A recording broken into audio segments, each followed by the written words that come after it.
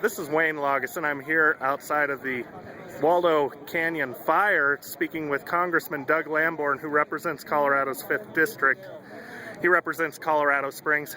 Congressman, you mentioned a bit ago a federal law, that prevents the use of military aircraft to fight fires until we've exhausted all private sector resources. Why do we have a law like that?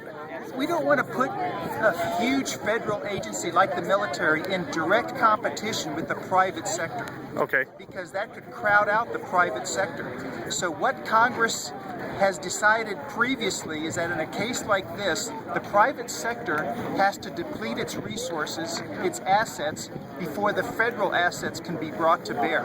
And it's to avoid a direct conflict, a head-to-head conflict between the private sector and the public sector, so that private jobs are not being crowded out. Are you okay with that law? Do you agree with it? Well, I think it's good in concept because the private sector should be respected. However, in a case of a true emergency, I think there should be a waiver or some kind of possibility of overriding it.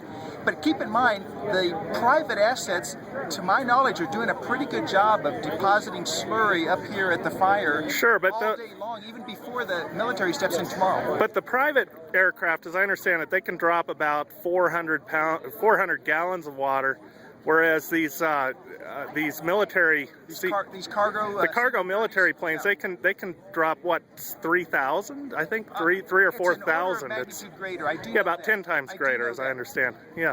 So would you, in a crisis the magnitude of this one, would you favor some sort of a waiver, and is it something you might work on? Exactly. In an emergency, you should be able to bring all the assets to bear all at once. Okay.